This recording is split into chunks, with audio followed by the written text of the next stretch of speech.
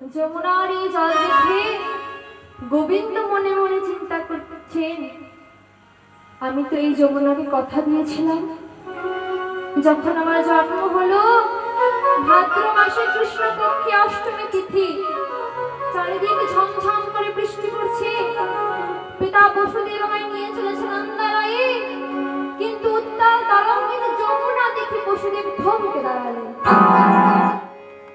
ভগবান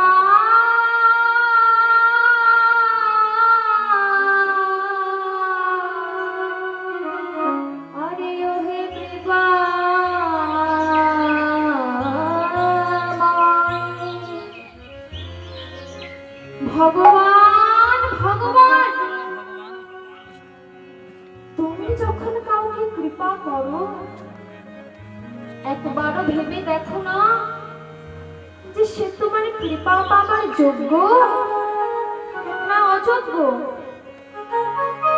আমায় তুমি কৃপা করে পিতা করলে, কিন্তু পিতা হবার তো কোনো যোগ্যতাই আমার নেই। কংসের অত্যাচারী আমি তোমায় নিয়ে চলেছি নন্দালয়ে, কিন্তু উত্তাল তরঙ্গিনী যমুনা আমি কার হব কেমন করে? কিন্তু ভক্ত যখন ব্যাকুল হয়ে পড়ে তাকে পথ দেখানোর জন্য যোগমায়া যোগেশ্বরী একটি শ্রীকালিনী রূপ ধারণ করে যমুনায় ঝাঁপিয়ে পড়লেন। আরে যোগমায়া কাত্তায়নী শ্রীকাল রূপ ধরে, যোগমায়া কাত্তায়নী শ্রীকাল রূপ ধরে, যোগমায়া কাত্তায়নী শ্রীকাল রূপ ধরে, শ্রীকাল রূপ ধরে যমুনা পার হইয়া যায় অতি তাড়া করে, যমুনা পার হইয়া যায় অতি তাড়া করে, ওই যমুনা পার হইয়া যায় অতি তাড়া করে। বসুদেব ভাবছে আমি কেন পারবো না, আমি কেন পারবো না, আমি কেন পারবো না, আমি কেন পারবো না, শ্রীকাল পার হতে পারে আমি কেন পারবো না, শীতলে পার হতে পারে আমি কেন পারবো না, শ্রীকাল পার হতে পারে আমি কেন পারবো না। যদি শীতলে পার হতে পারে কেন পারবো না। বসুদেব ভাবছে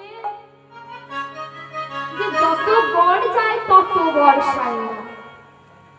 এই যমুনার জল থেকে ভেবেছিলাম এর মধ্যে প্রচুর জল, কিন্তু এত চড়া পড়ে গেছে যে শ্রীকালিনী পার হয়ে যাচ্ছে, আমি কেন পারবো না?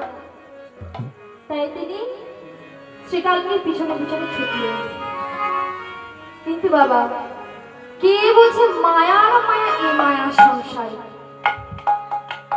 এত সুন্দর কথাটিকে লিখেছিলেন মাইকেল মধুসূদন দত্ত, তার মেঘনাদ বধ কাব্যে তিনি লিখেছেন যে কে বোঝে মায়ার মায়া এ মায়া সংসারে, অর্থাৎ এই মোহময় সংসারে মায়ার ছলনা কে বোঝে?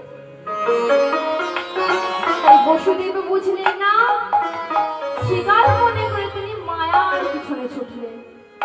কিন্তু যখন মধ্য যমুনায় শ্রীকাল হয়ে গেল অদৃশ্য, এতক্ষণ বিদ্যুৎ চমকাচ্ছিল, বিদ্যুতের আলোতে বসুদেব শ্রীকালকে দেখছিলেন, আর বিদ্যুৎ চমকায় না, শ্রীকালও দেখা যায় না। কিন্তু বিদ্যুৎ চমকানো বন্ধ হলো কেন? আর শ্রীকাল অদৃশ্য হলো কেন?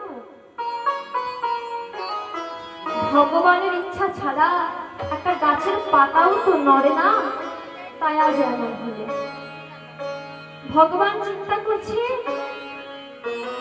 আমি জন্ম নিলাম কংসের কারাগারে, এখনো তো আমার স্নান করা হয়নি, আমি স্নান না করে মা নন্দালে যশোমতীর কোলে যাবো কেমন করে? তাই আমাকে স্নান করতে হবে।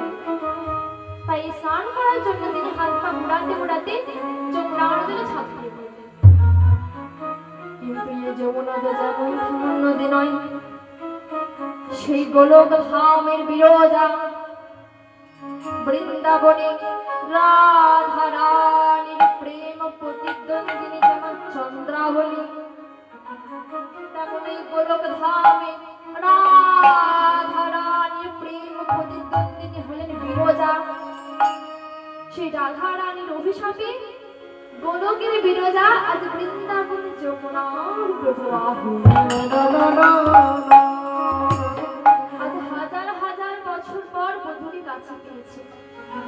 তাই কেঁদে বলে বধূ